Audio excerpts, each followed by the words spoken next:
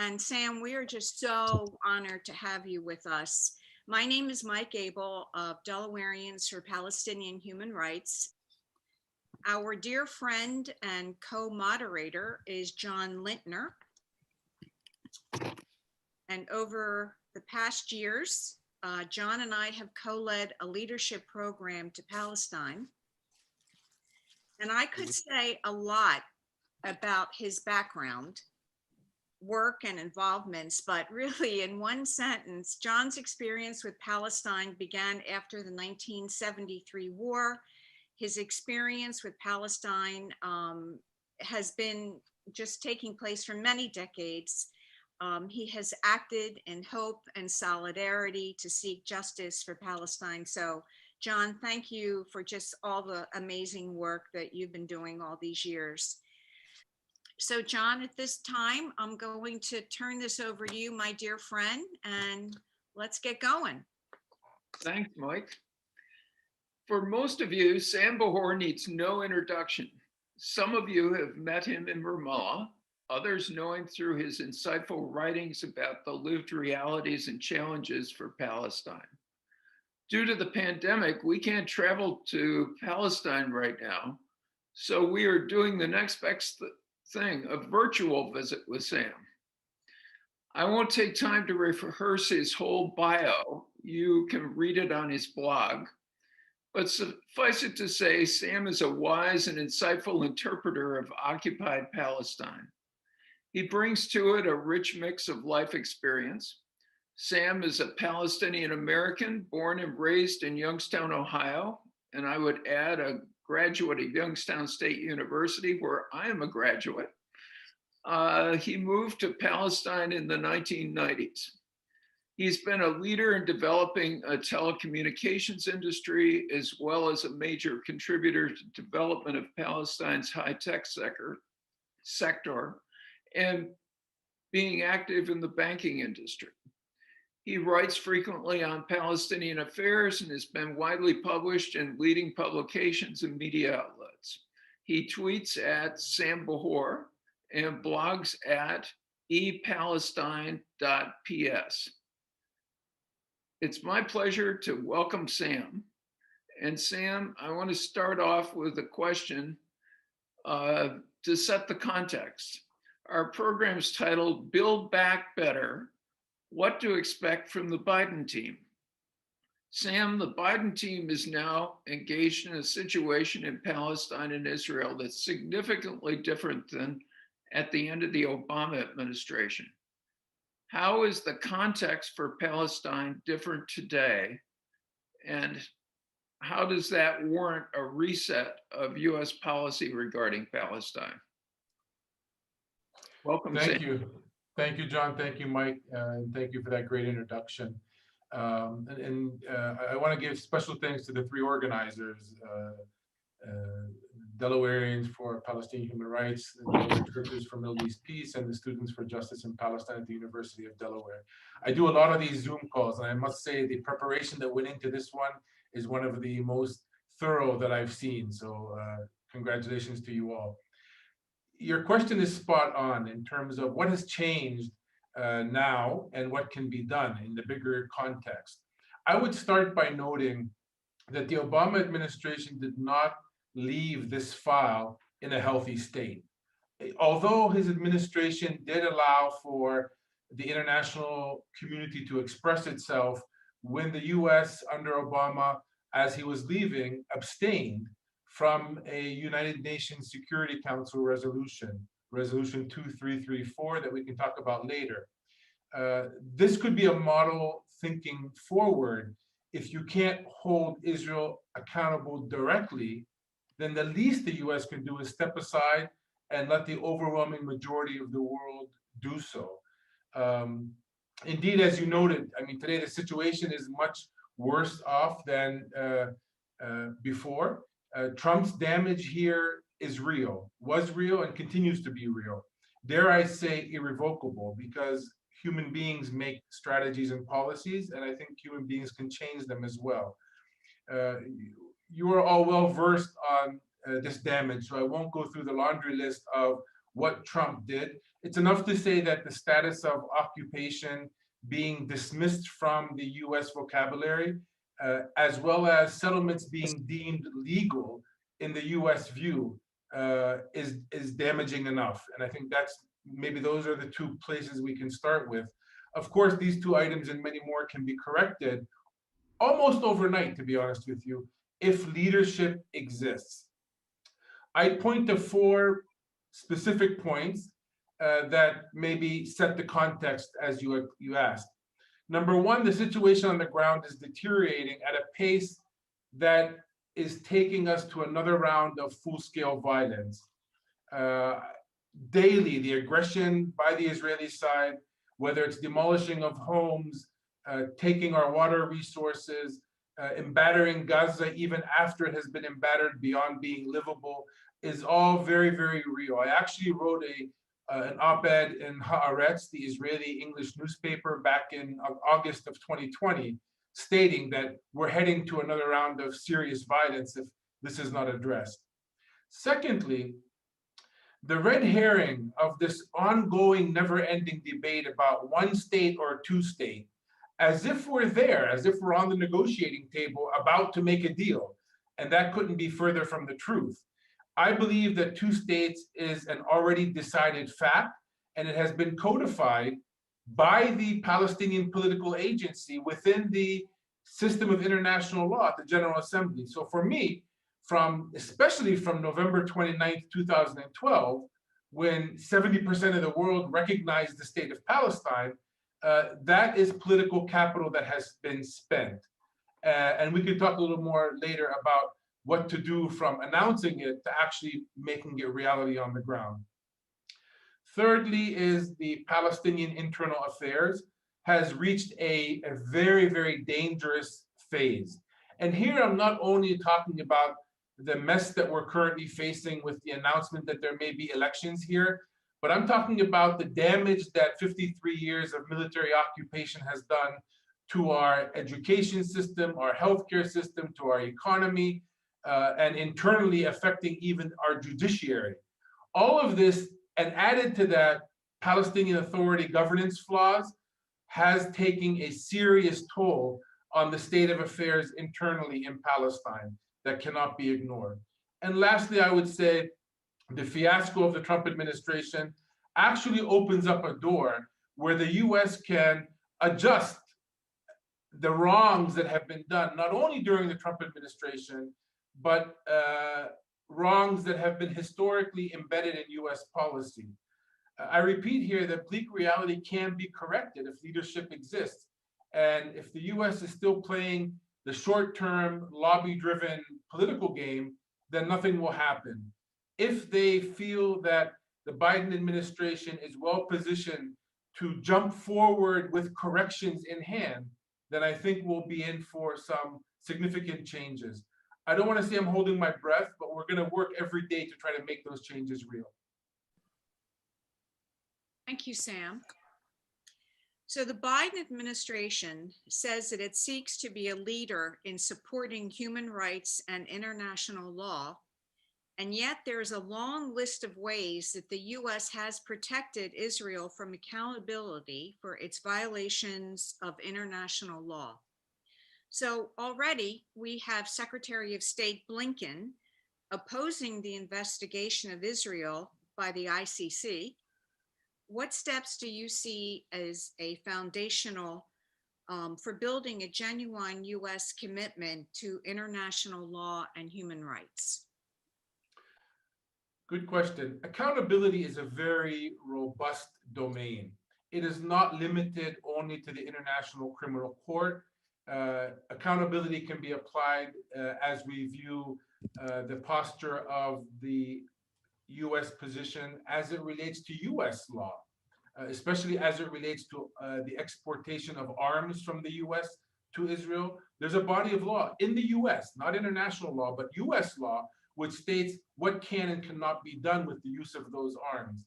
Also, the continued importation of settlement products, for example, into the US economy from Israeli occupied territory also can hold Israel accountable if you stop taking those imports into your economy. So again, accountability has many venues, and ICC is just one of them. Other things that can be done in terms of accountability, aligning U.S. funding of Israel, security funding and otherwise, with policy. Not the current policy, because the current policy is Trump's policy, but long-standing policy. It has been the U.S. position over many, many years that settlements are illegal. Though that terminology over time has been watered down to say that settlements are an obstacle to peace and otherwise. All throughout the changing of terminology, the US never stopped for a second to think maybe we should link our funding to Israel based on what they do with settlements. The US has not done that. And what we have seen is settlements just continue to increase because there's no cost for Israel to stop.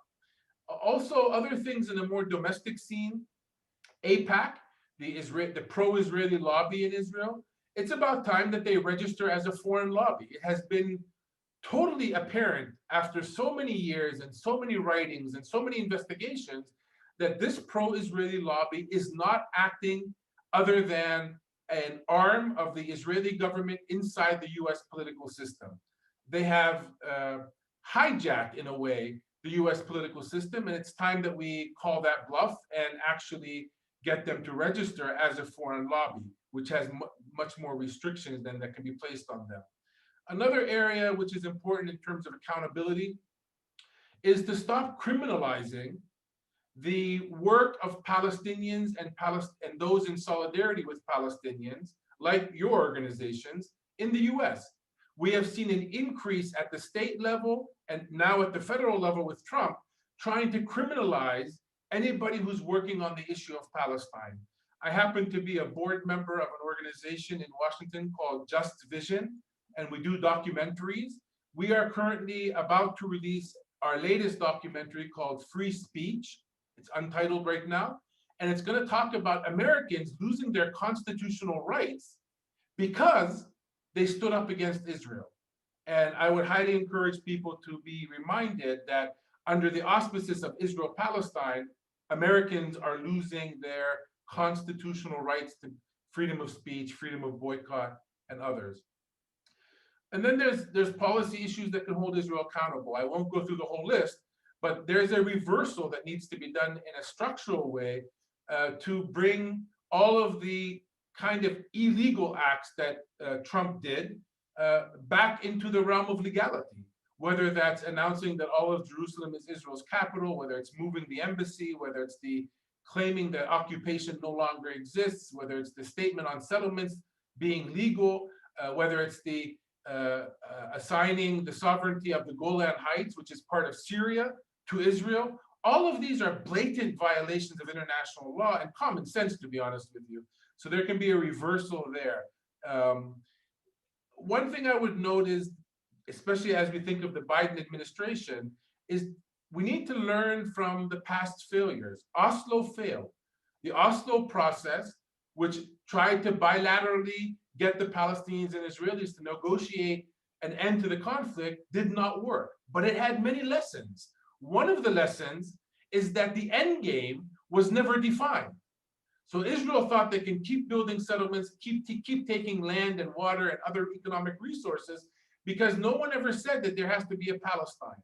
It is about time, past time, that the US now learn from the lessons of Oslo and state up front that they have recognized the state of Palestine. They already recognized the state of Israel 11 minutes after it was created in 1948. If they are serious about a two-state solution, it's kind of 70 years late, but nevertheless, it's time to recognize the state of Palestine. And that would mean things from a very technical perspective. You know, there's talk about the Biden administration reopening or allowing the reopening of the PLO mission in Washington, D.C. If I was in the Palestinian leadership, I would say thank you, but no thank you. We are at a different phase now. If you're interested to do business with Palestine, you need to open an embassy for the state of Palestine that the majority of the world recognizes, and then we can engage with the Biden administration. And then lastly, I'll note what I stated up front in the discussion, to respect UN Security Council, specifically Resolution 2334. And that's a resolution that calls for differentiation. It's telling countries of the world, when you do business with Israel, differentiate what is Israel and what is Israel-occupied business. They're not saying boycott Israel. I wish they would. They're saying you can do business with Israel, but you should not be doing business with settlement products. You should not be doing business by investing in the settlement enterprise. And those are all what I mentioned, and I'm sure there's many more, ways that we can do a lot to bring accountability and a cost for Israeli actions. And without a cost, there won't be a change in policy. Sorry for the long-winded answer. No, it's good. It's good, Sam. Thank you. Sam, there are a number of specific areas of US policy that we could be discussing, but there's an overarching question about the US role in the world, and specifically in regards to Israel-Palestine. A few weeks ago at the Munich conference, Biden started his address with the phrase, "America is back." Many are raising the question whether the US can or should again be the, quote, honest broker with Israel-Palestine. What is an appropriate US role going forward? And what are the venues, the actors that ought to be brokering the future? Let me ask, do they mean back, like back with Guantanamo Bay? I just watched the new film that was released called The Mauritanian. I highly recommend it. Do they mean back with regime changes forcefully? Do they mean back with military intervention? Another panel I just watched was from the Quincy Institute, talking about 800 US bases around the world. If this is what back means, then it's better not to come back at all, because that's the model that brought us Trump and brought us a diminishing role of the US in the global world.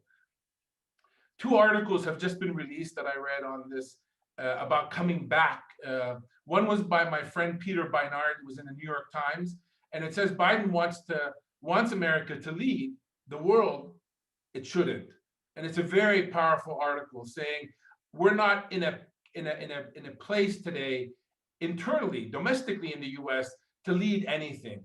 We have a lot of correction to do, and it's not only because of Trump. Trump brought it to the surface, but there's a lot of correction that needs to be done in order for the US to have a standing that's worth noting in the global community. The other article that was by Stefan Wertheim, also he's a historian of foreign policy, and he also talks about America is not back, and Americans should not want it to be back. It was also in the New York Times. I highly recommend those two articles, which go into this in much more detail. In our case, honorable, honest, neutral broker was never the case. There's nothing to go back to. That never, ever was the case as the US applied its role in the Palestinian-Israeli conflict. They have constantly, from day one, taken a side. And that side was blindly supporting Israel, no matter what Israel did. And any of you, and I know many of you have read the history of this conflict, it didn't start with Oslo. It didn't start with any recent history. We can go back, and actually, a lot of credit I give to the new Israeli historians that are opening up the archives and talking about the ethnic cleansing and war crime intentions that were in the Israeli political establishment from very, very early on. The US has been part of the problem. They have a vested interest in this conflict. And the vested interest not necessarily is a vested interest to see one side gain or lose on the ground. The vested interest the US has is stateside. That pro-Israeli lobby was very, very successful over many, many years of converting what is a foreign affairs issue, or what should be a foreign affairs issue. They have converted it into a domestic issue in the US. If you want to be a congressman in your district, you need to register your support for Israel. Why? If you want to be the next president of the United States, you have to pledge allegiance to Israel. Why? We have to start to understand that the vested interest is actually a hijacking of the US political system. The monopoly lead, the US to come back and think they can come back in our case and be the monopoly negotiator, mediator, and make things work, does not work anymore.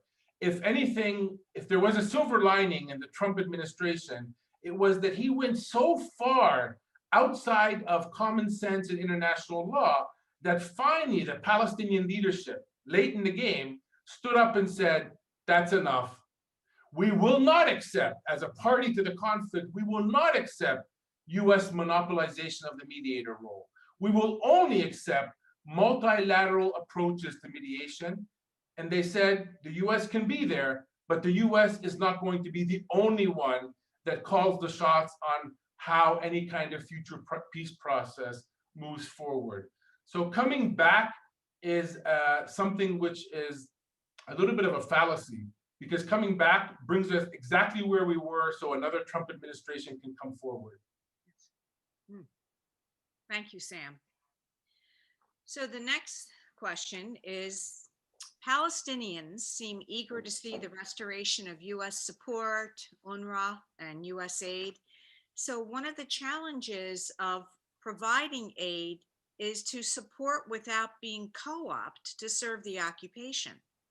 So what do you see as the priorities for aid, and how is this best facilitated? Aid is always a hot topic. First, what you mentioned are actually very two distinct issues. In terms of UNRWA, which is the international organization responsible for the well-being of Palestinian refugees, that is an international agency. And the US role in supporting the sustaining of the refugee community over so many years kind of demands that they do stay engaged in at least taking care of the well-being of those refugees, because they had a role in making it happen. And when we say the well-being of refugees, what are we talking about? We're talking about education, healthcare, and jobs if possible. That's what UNRWA deals with. UNRWA is not a political organization. They're not deemed with resolving the refugee issue. They are deemed with taking care of the refugees until a political solution is found. The US aid issue is a completely different one. US aid is a politically driven funding mechanism of the State Department. They don't give money because they feel that they like a party or the other. They give money because they're trying to advance a political agenda. And it's important that we keep that clear. For starters, to acknowledge that this is a political conflict par excellence is step one. The issue here is not throwing more money into the society, especially when it's money with a lot of conditions.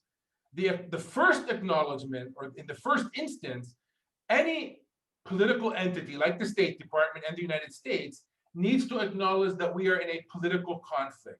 And being in a political conflict means that the playground where policy needs to be made is in the political realm, first and foremost. What the US has been doing over the years is trying to ignore that political realm and think that by mobilizing funds to inject into the community, the Palestinians will be able to be changed in a way in order for them to become more watered down in their politics to make the political realm easier. That didn't work. Over 25 years of US injecting in our community your tax dollars to try to get the Palestinians to go below the bare minimum of what they can accept did not work. I would also note, I mean, what we're facing here in Palestine is not a tsunami. This is not a humanitarian disaster. We didn't have a tornado and now we need help. What we are facing is an Israeli-made, with full US support, humanitarian disaster. And that's the starting point. It is US and Israeli maintaining a 53-year-old military occupation that is doing damage by the hour. And that damage, as I noted a little bit ago, is taking its toll, that we can see an unraveling of anything that was built even during the last 25 years, whether it's education or healthcare or otherwise. The other point I would make in terms of funding is the Gaza Strip. We cannot talk about Palestine and Israel without highlighting Gaza. The UN deemed several years ago that by 2020, Gaza would be unlivable. We are in 2021. Actually, when they made that announcement, it was before the last military aggression against Gaza. Gaza today is facing a reality where the young and the old have lost any sense of hope. You have an entire generation, a generation of Gazans who don't know what it means to have 24-hour electricity, who don't know what it means to have clean drinking water come out of the faucet, because 95, 97% of Gaza's drinking water is undrinkable. This is the reality that needs to be addressed. If US wanted to mobilize funds, I would say mobilize funds to bring Gaza back on its feet. It won't do that because it doesn't fit the political paradigm of bringing the Palestinians further down in their political national aspirations. Ultimately, I would say the lesson of the past is yes, for aid, but not conditional aid. And this is where I put a little bit of burden as well and responsibility on the Palestinian leadership's shoulders. We must maintain, we as Palestinians must maintain the driving force in our planning. We may not have the funds, but we have the right to plan our future. If we as Palestinians say Gaza is our priority, then anybody who wants to help us needs to accept that or not help us. If we say that our priority is water, then it's water. If we say our priority is accessing our natural gas wells that were revealed in 1999 in the Sea of Gaza, and Israel has prohibited us from accessing that gas since then that becomes our focal point. If we say in the West Bank that our priority is access to our quarries, because stone and marble is the largest sector in Palestine, and the Israeli military has given Israeli companies the right to enter the West Bank, enter these quarries, and literally steal the land and go sell them on the global market as stone and marble made in Israel. If we say that's a priority, then we need to focus on that. If we say that we need an airport in Gaza because Gaza has been hermetically sealed and Israel destroyed the airport that was there, that was built during the Oslo process, then we need funds to be able to rebuild that airport to give Gazans a lifeline to the outside world. So my goal here is to say, we as Palestinians must be much more assertive in our planning and only accept the funds that serve our planning needs. If we don't do that, then others will be planning for us, and they're planning with political agendas. And it hasn't served us up until now, and I don't think it will serve us moving forward.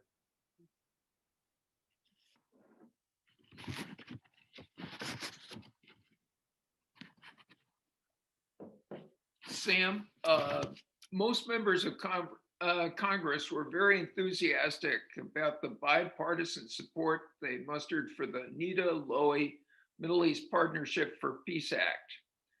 It provided $250 million for joint Israel-Palestine business ventures. You were one of the leaders building an economy for Palestine. This act, is it a distraction from the real challenges for building an economy for Palestine?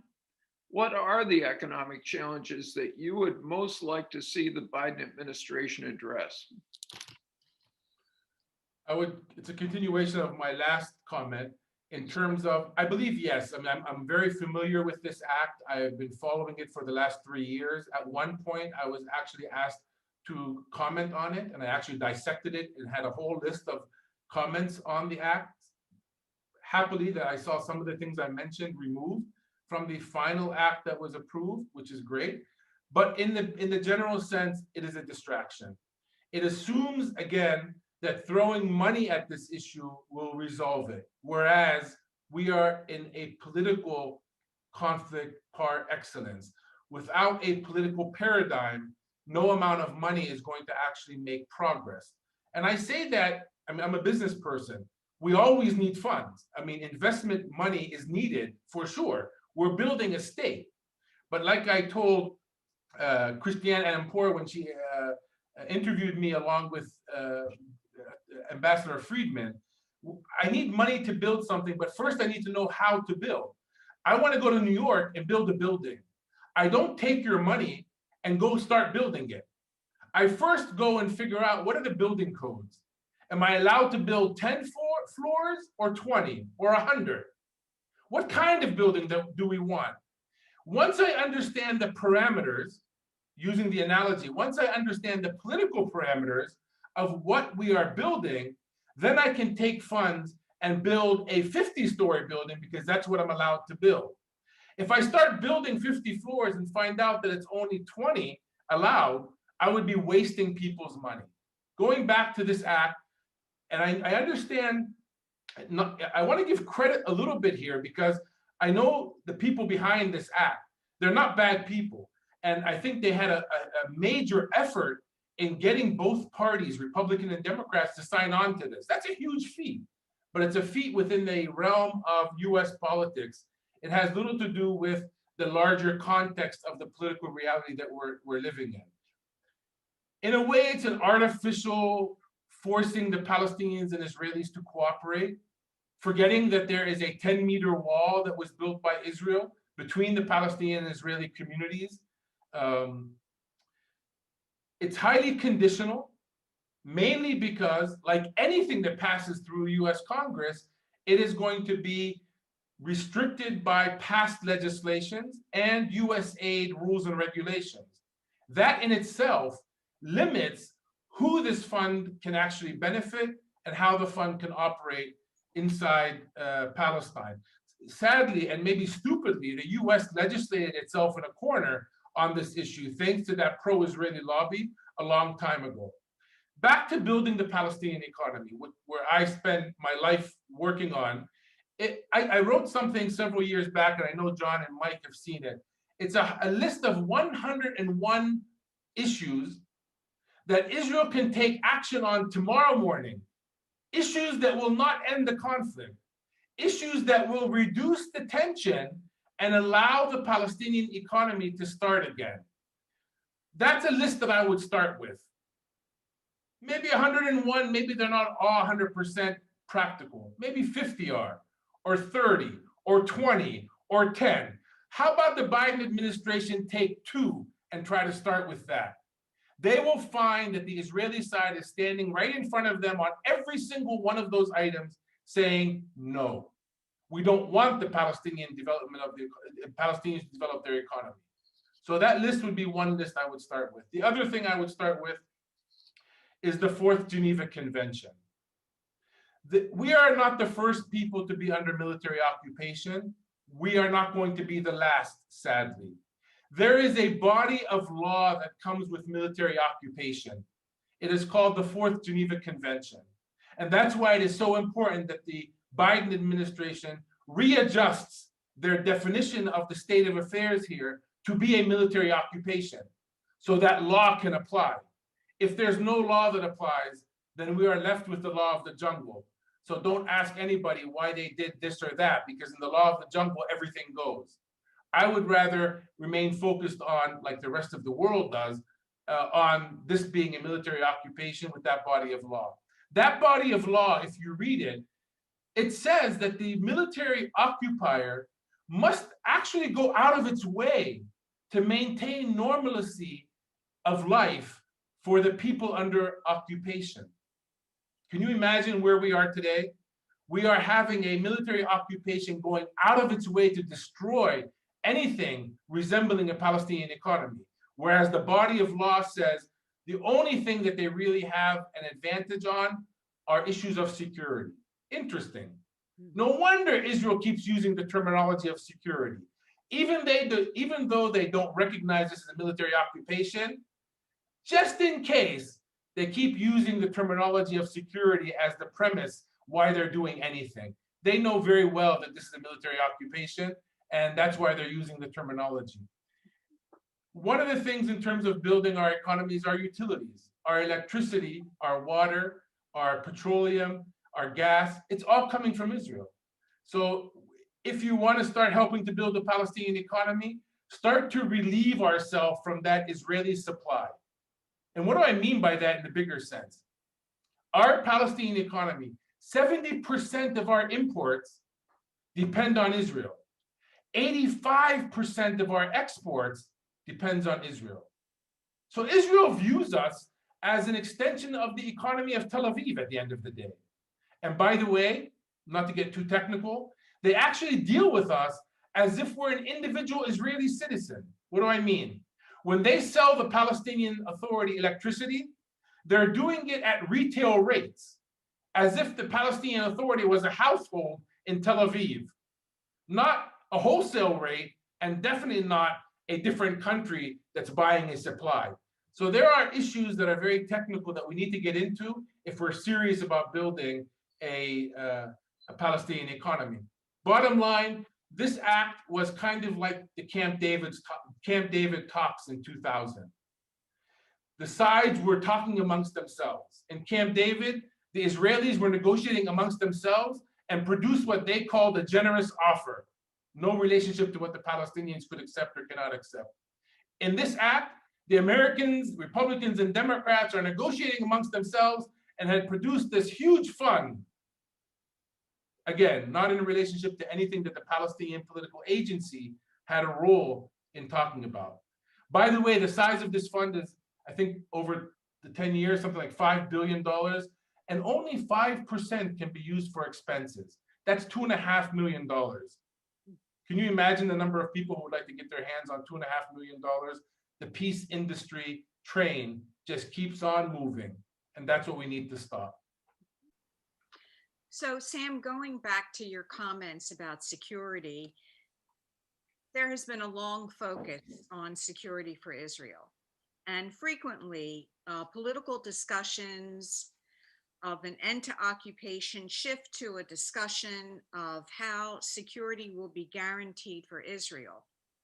Now, today, as you know, Israel is one of the most sophisticated military and intelligence capacity in the world, and the Palestinian people are under threat of settler violence, military raids, home demolitions, land confiscations.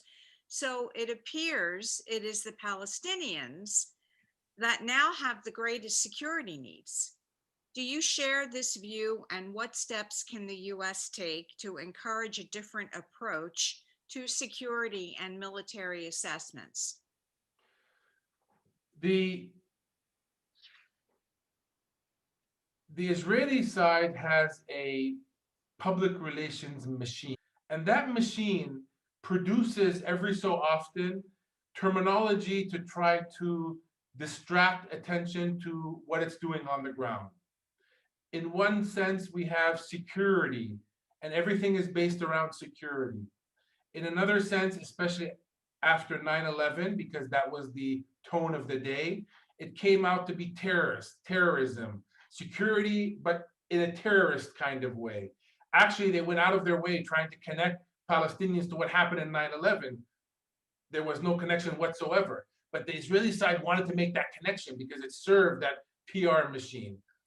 Today, we're seeing something even more sad, to be honest, trying to link Palestinian activity to anti-Semitism. Speak out against Israeli occupation, you become an anti-Semite.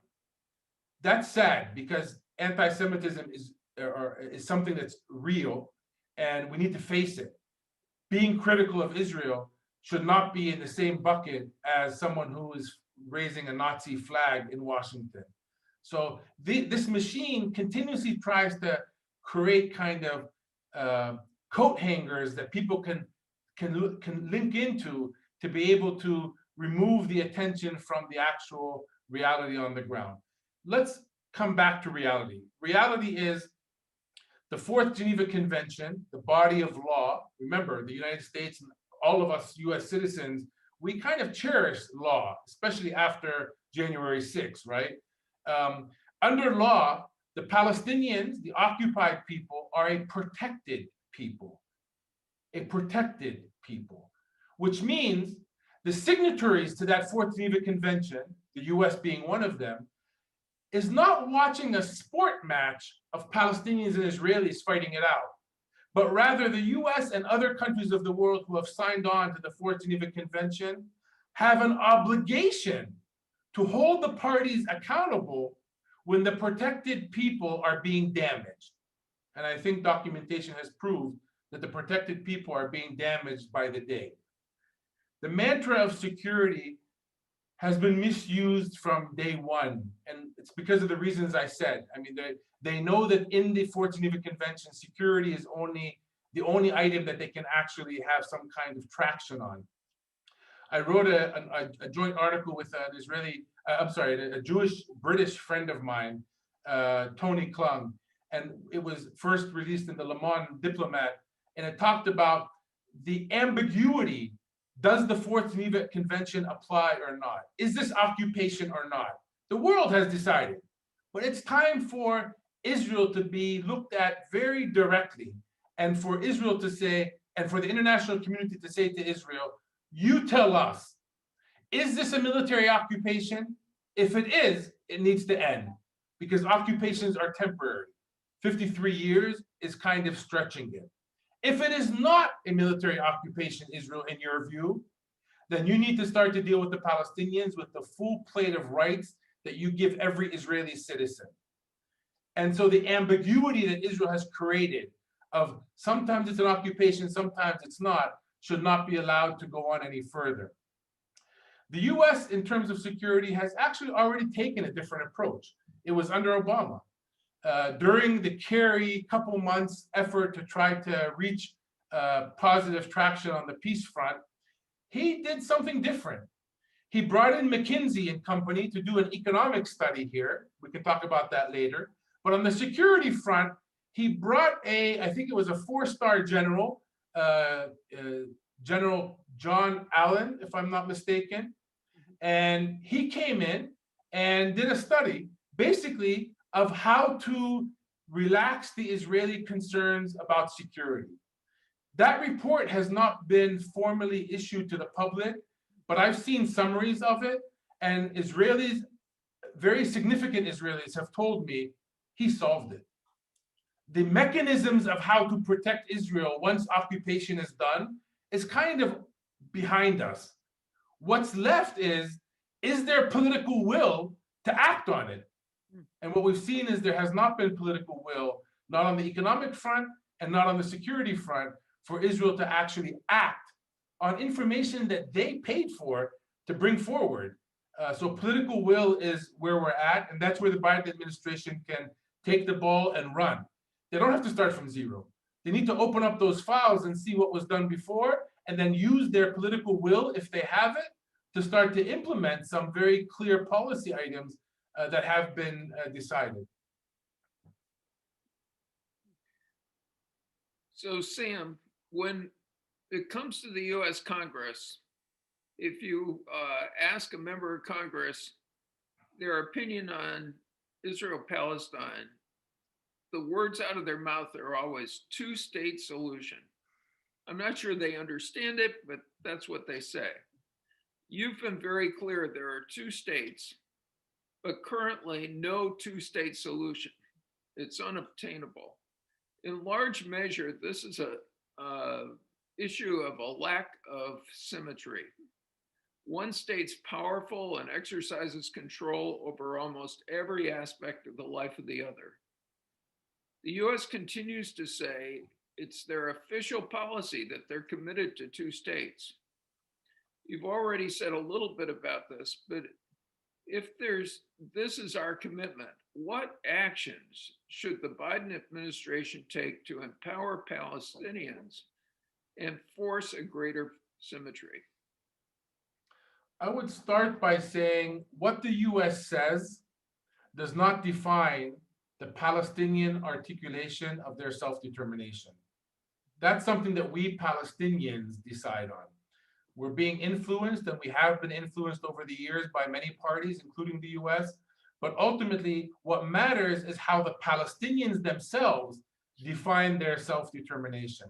And we have, and this is before Oslo, we have defined our articulation of self-determination in statehood.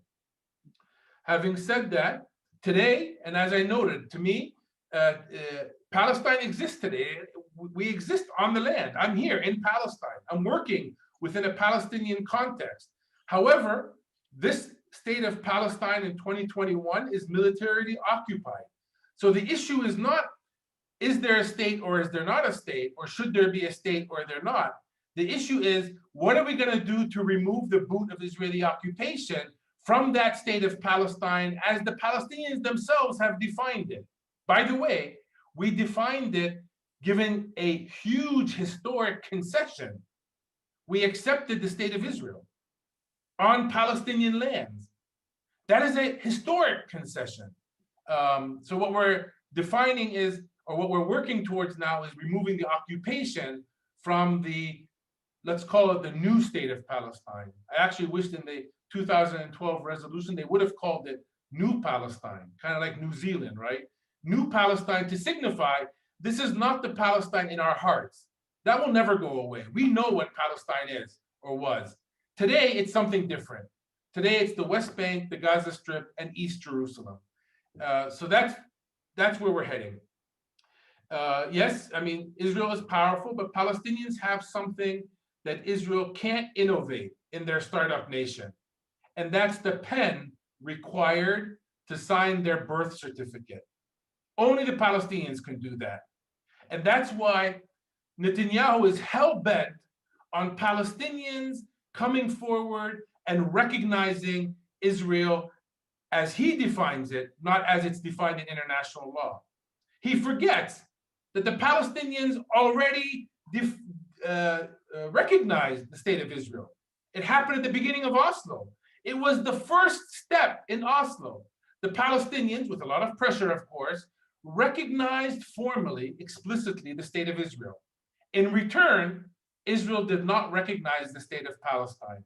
So we still have the ability not to move forward. Actually, I would call today that the Palestinian Authority, after 25 years of a failed negotiation process, we should revoke that Israeli recognition. Why should we continue to maintain our recognition of the state of Israel if they're not recognizing the same in terms of the state of Palestine?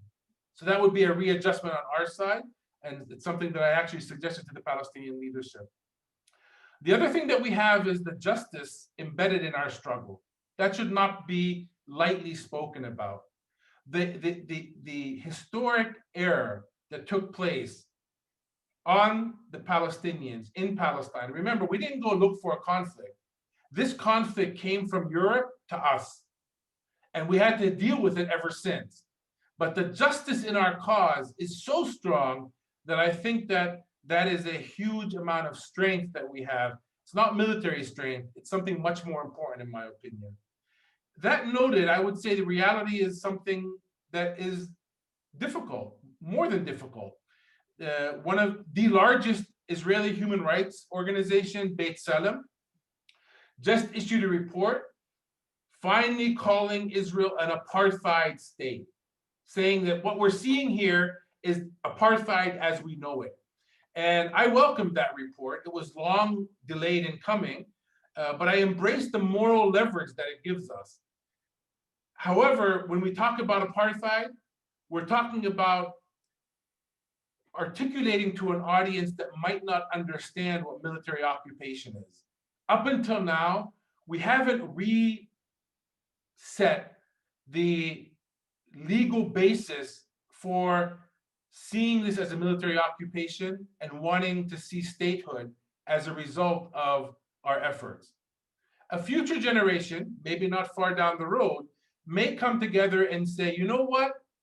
Statehood is just too hard, and we're not strong enough. And the Israeli side and the US side is not letting it happen. So maybe we would just drop statehood and redefine our struggle as a civil rights struggle. I don't think that's a wise move today, but in the future, it could become an option for the Palestinians.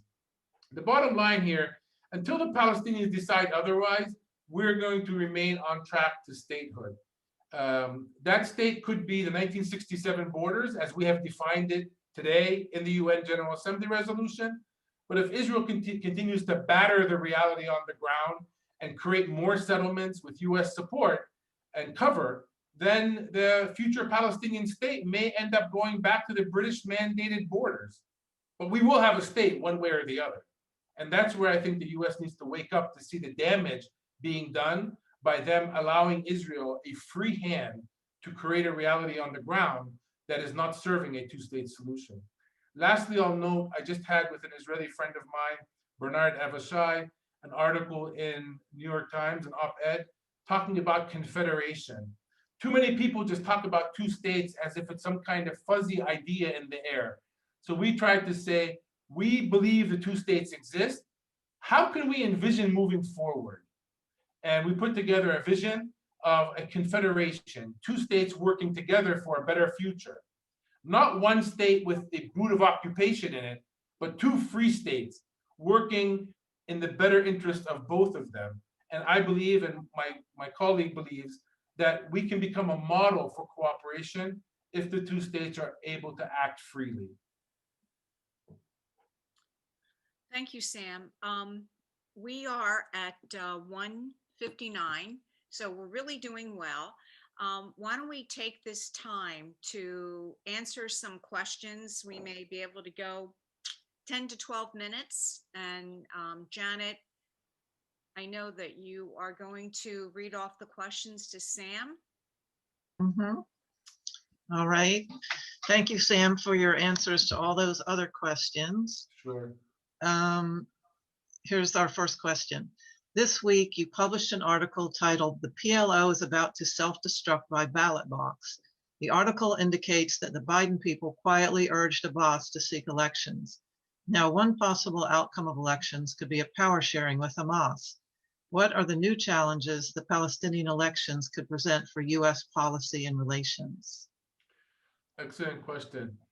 That article was a very long one. I sat down to write an 800-word explanation of why I will not run in elections, and it turned out to be a 4,500-word essay. I'm someone who has been calling for, I don't actually call it elections because I think that's too limiting. I actually called many years back for an upgrading of Palestinian representation. Remember, we're under military occupation. Our people are dispersed in Lebanon, in Syria, in Jordan, across the world. To say that we're going to have proper US style, if that even makes sense anymore, proper US style elections is a stretch. What I do want to see is an upgrading of Palestinian representation. Where we can have elections, great. In Ramallah, we probably can have elections. Where it's more difficult to have elections, maybe in a refugee camp in Lebanon or elsewhere, then we need maybe to rely on civil society to have some kind of collective upgrading of how the society is represented in the political system. That case has been made for many, many years by me and many others. All of a sudden, after Biden was elected, we saw that in November, December, President Abbas, without going back to the PLO and the political units of the decision-making bodies here, he immediately started to reverse policies to appease the Biden administration. For example, when the United Arab Emirates and Bahrain normalized with Israel, breaking the Arab consensus, the Palestinian leadership withdrew their ambassadors from those two countries. And that was applauded because we thought that was the right thing to do.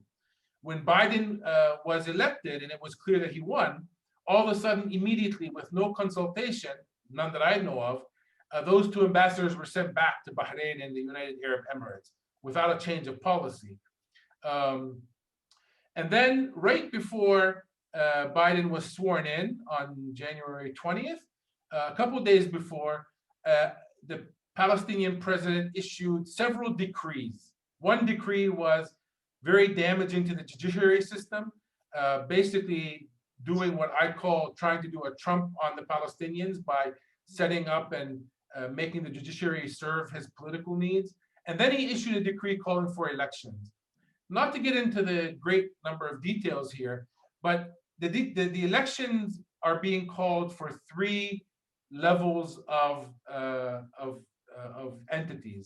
The first is the Palestinian Legislative Council. That's the legislative council that came out of the Oslo process. It is the legislative council that sits in the Palestinian Authority and legislates. It's a parliament. The second election that are being called for, immediately 1 month after, I believe, is for the president. So presidential elections will come. And then the third one will be, I believe in August, for the Palestinian National Council.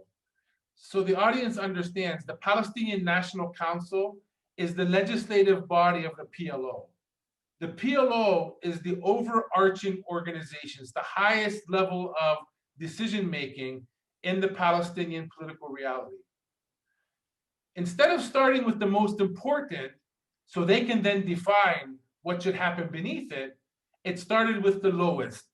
And it said that anybody who's elected in the Palestinian Legislative Council elections here in the West Bank and East Jerusalem and Gaza, whoever gets elected will have an automatic seat in the Palestinian National Council.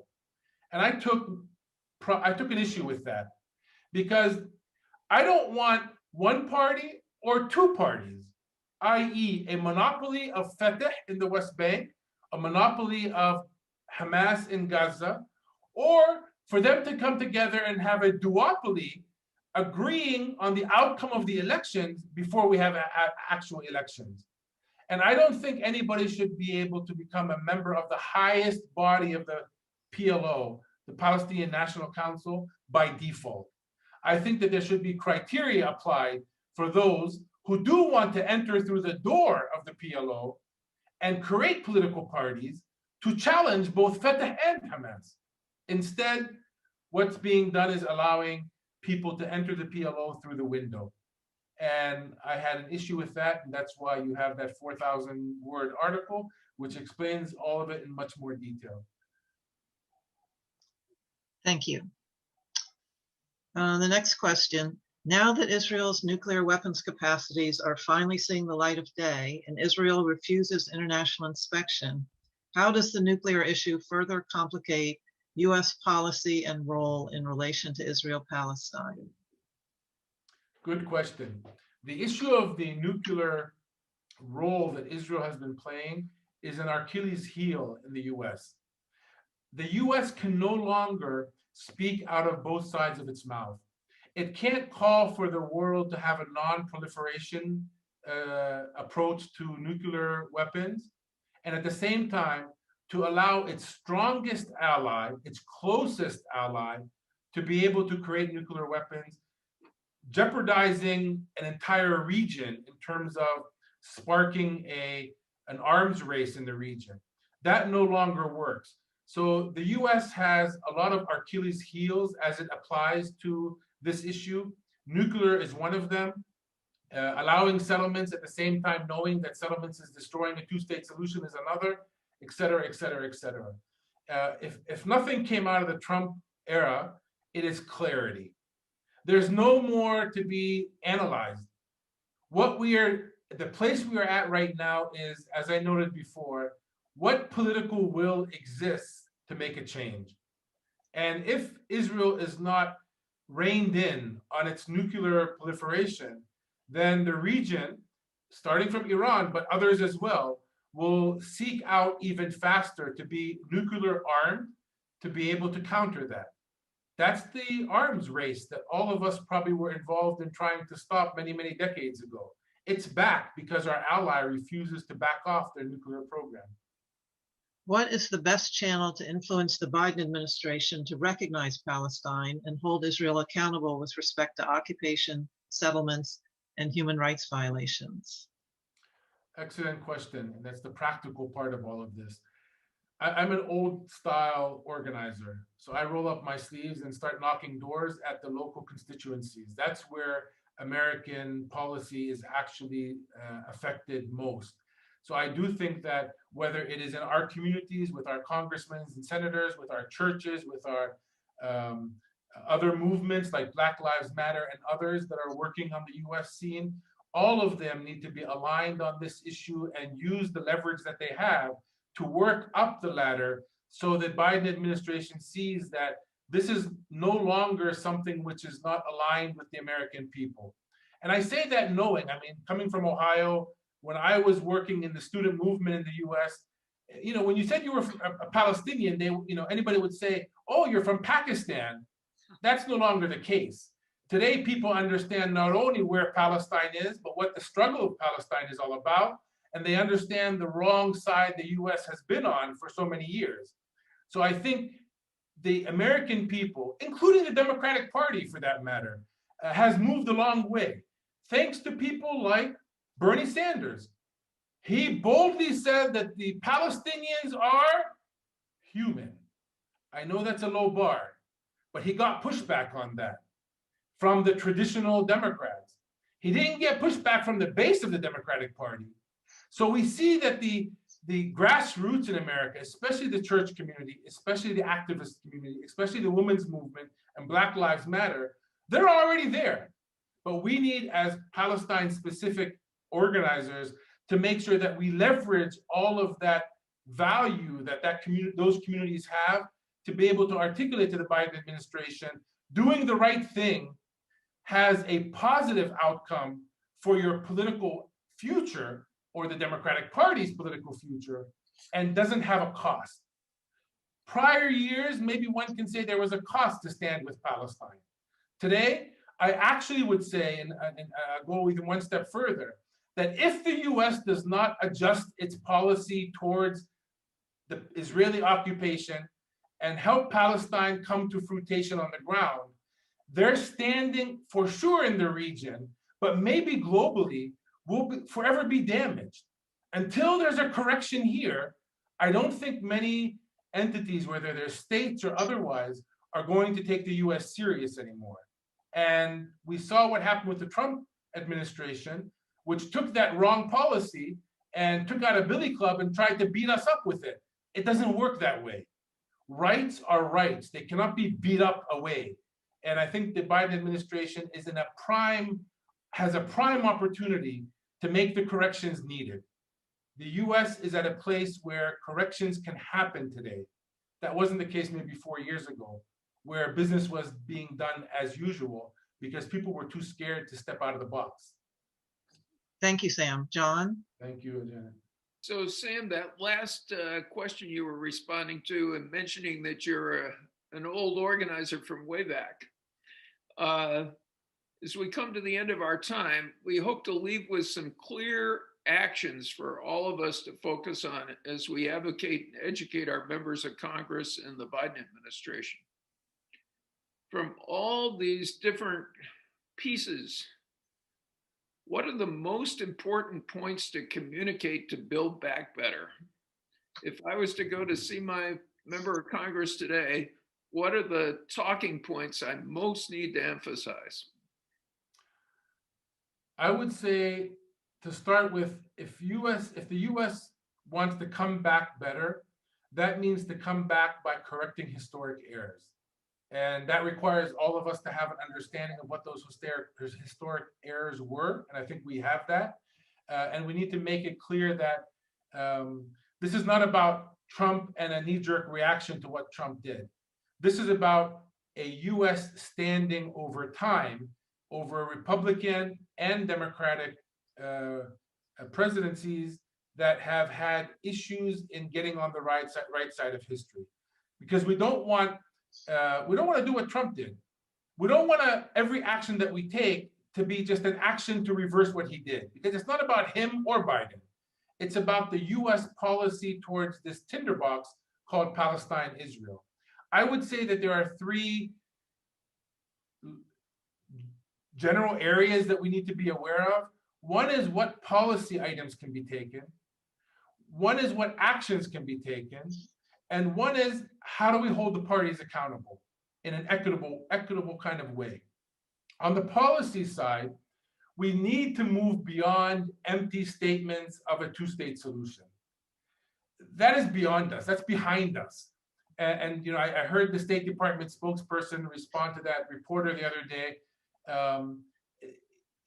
Just having a canned statement that we support two states for any question that comes your way is not going to make it anymore. I would say that defining the end game is probably the first policy step which would make sense. The end game, to translate what two states means in a policy perspective, it is recognizing the other side of that equation. We recognize Israel, it's time to recognize Palestine, not as an outcome to negotiations, because nobody gains their statehood from a negotiations with the party that doesn't want it to happen.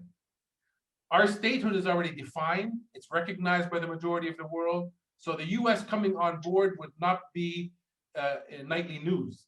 It would be the US finally coming on board to what the rest of the world has already come on board to. Sadly, that's what happened in the Free South Africa movement as well. The whole world was in the right place and the US was the last to come on. That's where we are, so that can be corrected. I would say the other thing is to comply with US law. That's a policy. That's a policy decision. That we're no longer going to turn a blind eye when our weapons are used in an aggressive fashion against, for example, Gaza, or when our monies are used to either help directly or to relieve Israel from the financial burdens that it has to be able to use its own funds to be able to build settlements. That's a policy decision that Biden can take overnight. And then maybe on a policy level as well, I would say aligning policy to money. We can no longer blindly continue as the US to support the state of Israel, regardless of what they do. And that is, again, a policy item that I would say. In terms of actions, I mean, there's many, I mentioned many of them in my talk, but I would say the no-brainer action is to reverse some of the structural damages that Trump did.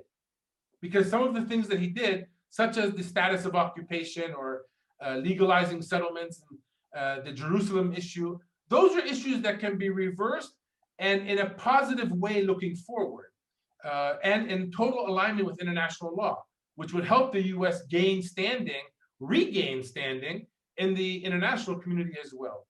And then what I mentioned before is another action item: stop immediately criminalizing those people who support Palestinian rights. Stop criminalizing people who are trying their best from civil society perspectives to hold Israel accountable, because that has nothing to do with anti-Semitism. It has nothing to do with other than trying to implement what US policy should be, which is getting the boot of occupation off of our neck. And then the big one here is accountability.